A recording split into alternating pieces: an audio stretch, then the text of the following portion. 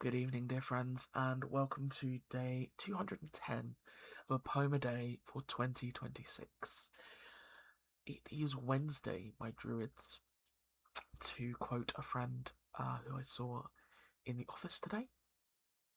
Um, they were quite surprised to see me, and I think that was what prompted them to just throw out a random phrase. Um, as you may recall, I normally do Tuesdays and Fridays in the office, but obviously couldn't attend yesterday due to my appointment. So I opted to drag myself into the office today. Um, it felt like a good shout because it was 29 degrees today, and the AC in the office felt like the wise choice. Um, but I did manage to forget that Wednesdays are, a busier day.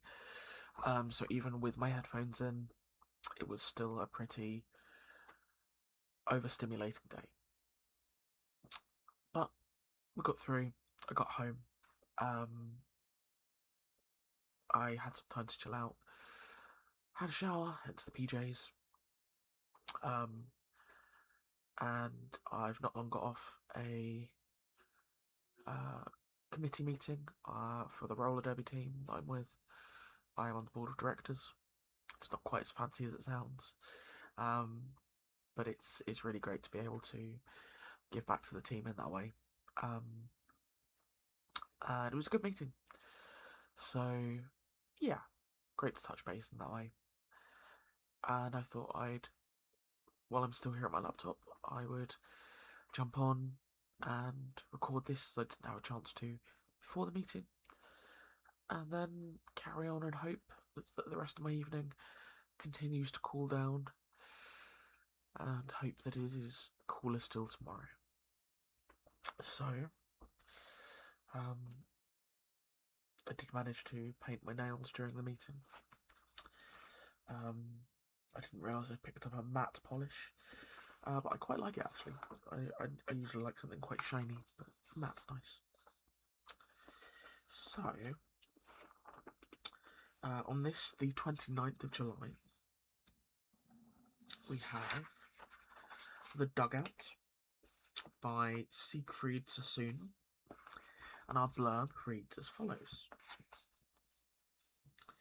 So awful were the horrors of the First World War that soldiers sought to express their experiences in any way they could. For some, that meant poetry. And Siegfried Sassoon, who fought on the Western Front, is remembered for his powerful wartime writings. So, this is The Dugout by Siegfried Sassoon. Why do you lie with your legs ungainly huddled, and one arm bent across your sullen, cold, exhausted face? It hurts my heart to watch you, deep shadowed from the candle's guttering gold, and you wonder why I shake you by the shoulder. Drowsy, you mumble and sigh and turn your head. You are too young to fall asleep forever, and when you sleep, you remind me of the dead.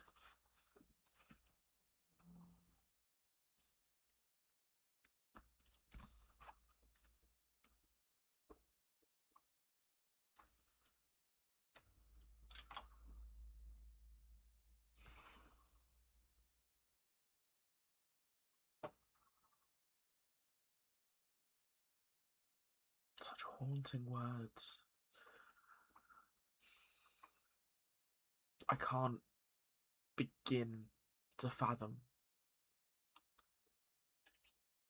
to even contemplate what it's like to experience war firsthand in any capacity, be that as a civilian, as a soldier in the trenches, any of it.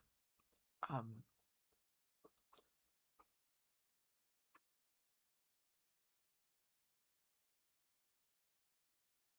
But obviously, as a soldier, you will in active combat you will witness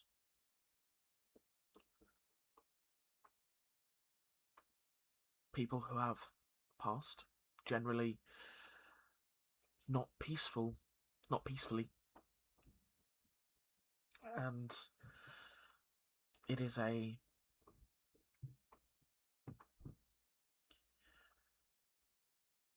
state of being that you become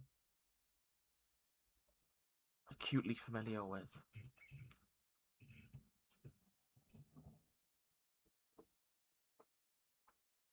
And I should imagine that you are so thoroughly exhausted when on manoeuvres, especially so long ago when you didn't have advancements as we potentially do now. I don't pretend to know about war and the conditions that soldiers live in, but I would like to think that a soldier on manoeuvres in present day has things somewhat better than someone in 1914.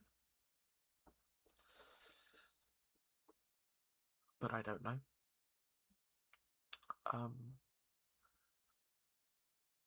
But to associate someone that you have seen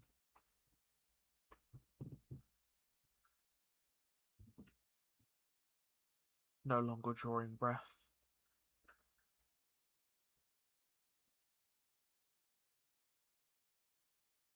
to the person next to you in the dugout resting, and to have those two be comparable in appearance and stature,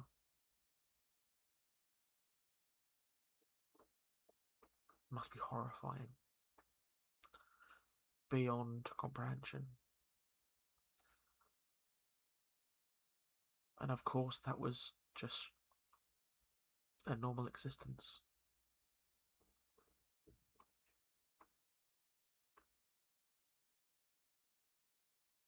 And it's any wonder that soldiers came back from the war changed men.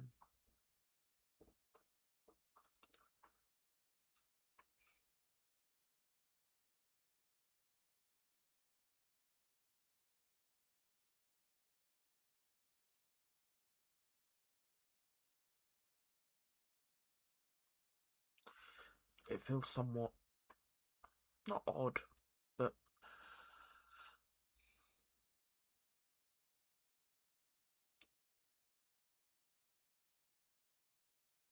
I can't think of the word, but to be talking about soldiers and war during the summer, because while it is something that obviously is in the consciousness, the general consciousness, always, especially given the current state of the world, when I think, at least historically, about war and soldiers, I think of Remembrance Sunday and Remembrance Day and November, and Memorial, and kind of that sort of the tail end of the year. But of course, I know sort of it's more of a US thing, but I know there are various Veterans Days and service persons months and observation days throughout the year, which I think is a great thing to observe and pay respect to people and their families. So of course it would make sense to acknowledge that throughout the year. I think possibly because I I grew up making that direct association to wearing poppies, which is very much a November thing. So I think that's why, for me, I'm not saying it's weird to talk about war in July, for example. Um, but my brain just has that connotation of speaking historically about war, poppies. People wear poppies in November, so there's that disconnect. So it's not that it's wrong. It's just it's like there's a link missing somewhere. I'm rambling. Just a little quirk in my brain. There's lots of those.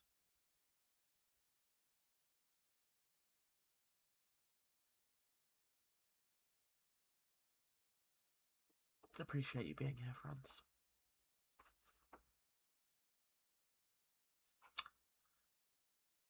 I'm going to go and cool down. And hopefully, by the time it comes time to settle, I will indeed be cool enough that I can join the masses, and hopefully we will all